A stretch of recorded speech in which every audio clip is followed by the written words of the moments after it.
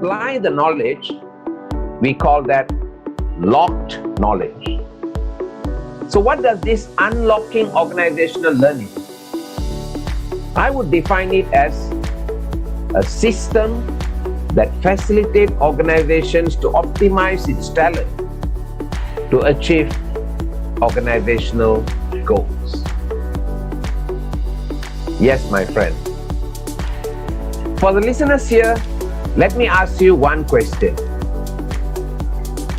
How many of you is thinking that your talent is fully optimized by your organization? Let me repeat. How many of you think your talent is fully optimized by your organization? Think about it. I have asked this question. Learning, what's learning really? Just to put a context to it, I think learning happens when you have the ability to use the knowledge you've acquired and whatever you've acquired it to actually achieve a task or achieve some results. And the key thing is that the transfer of knowledge and skills usually takes place in a social context. And that's very important. I'll come back to that several times as we go.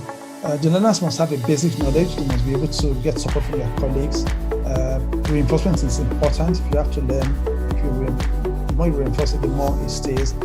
And of course, you have to try it out in different routines and different environments so that you can actually, the learning is embedded a lot more. So the question is, how do we create this type of opportunities for our learners to actually learn a lot more? Let me just go back to crisis management and talk about crisis management for a bit. Interaction for discussion. Remember, a few moments ago, I asked you to think about the best training class you ever attended. We want your attendees to say the same thing, and most of them will say it was a great experience because I was engaged. So, number one, setting expectations. When we set the stage for an engaging session, this happens well in advance before the session start time. Now, if you've ever set up a virtual event, you know that you typically get an invitation. It looks like a calendar invite. But the problem is, this is going to look like any other calendar invite that an attendee receives through email. It doesn't really set expectations other than here's the link to join. When I say set expectations, I mean what can we do to get the message across to attendees that this live online event is going to be interactive. Figure out what's going on. There was something different that surprised us. But when we're learning, it's actually the act of focus that pushes what we're doing right now into long-term memory. So my hope is that I'm not just in your working memory. My hope is that this presentation will go into your long-term memory, and I'm going to be using some of the tricks to do that. When we look at long-term memory, these memories last a lifetime, which you probably have already realized. You could be driving along and something all of a sudden calls up a memory from your childhood that you may not have even thought about for years and years and years, and then boom, there it is, all of a sudden. So what we know about lifetime memory is there's two main forms. There's explicit memory, which are the memories you know you have and you're conscious of them. And then there's implicit memory, which we're kind of unconscious about. So I want to dig us into this. They're also known as declarative and non-declarative. So long-term memory, I want to explore a little bit more because most of us in education are trying to get things into long-term memory. The business agility that we have in companies in the 21st century, it's something that is always in a state of flux. The best companies today are not just companies that build the best products last 20 years. The best companies today are companies that have the capacity to reinvent themselves on the fly because the taste of customers are constantly changing. And that is the reason why the great edge of all businesses today are companies that do not just serve the needs of customers or the expectations of customers, but the perceptions of customers. And how can you serve the needs, the expectation, the perception of customers if you do not have that learning agility to understand and master the constructs of where the market system is going? If you serve the needs of customers, you are giving them a service on what they already know. on what they already know they need.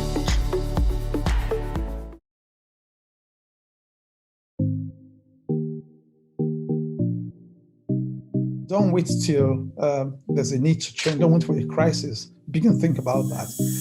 To impart knowledge to people, to see how knowledge or learning rather, causes the change. What really was driving all the complexities, all the uncertainties, were certain business realities that were coming to the fore. To construct a meaning, to construct a concept, and it works well for them to remember. Residing in isolated groups, and because of the bureaucracy, it is difficult to filter out innovative processes.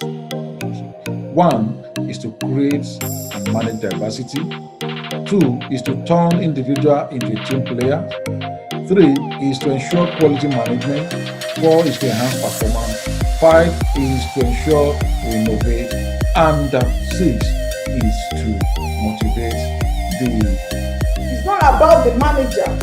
It's about everyone. So if you are in an organization and you are able to influence, you could be influencing one person, you could be influencing two persons, but you are able to influence, then you're a leader and you can lead from where you are. So all of that intertwined, and it's a continuous process, and that's designed not, you don't work in isolation, like bring everybody on board and get their feedback as often as possible. You impute the feedback into the process. Wow. The return on investment of coaching can be tangible or not. And this is an area people ask us a lot of questions. How can you measure it? The key thing is your goals at the beginning of the session. And the organization, the institution, may be responsible to organize the training. But once the training is over, no one accepts a responsibility.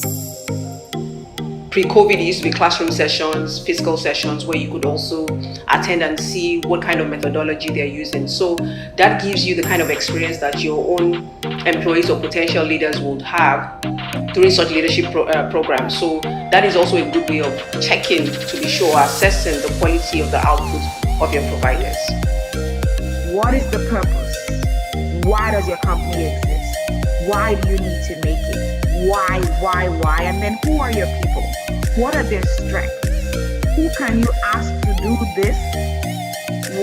Who do you need to shield? So let's use COVID-19 for instance. Depending on how you want to run or deliver that session, whether it's instructor-led, classroom, or web-based, you can use the same approach of the having demographics in terms of people that come are present within the world of work and what have you, the trends and things that also happen, the population, the kind of people we have in the workforce, female, gender, age, and all of that. Performance within the organization. Now, let's remember that as we mentor people, retention of the mentoring process and what the mentees are learning are based on the following. Then test, evaluate, try different models. In trying various models, try to localize what you do in the learning and development space as much as possible, so you can be able to do more in that particular area as much as possible. It uses a results-based approach. Then the methodology used by the ATD is the Performance DNA Analysis methodology. It is a people-focused, systematic, results-based methodology used to analyze human performance to improve organizational effectiveness. No, instead, it's just built into the session, where perhaps I toss out an interesting statistic and ask for reactions, bringing up a poll question, inviting our attendees to type in chat. So definitely be leveraging your breakout rooms, your dyad discussions, your experiential learning where they have to work together outside the classroom. Those are all really important to dial up right now.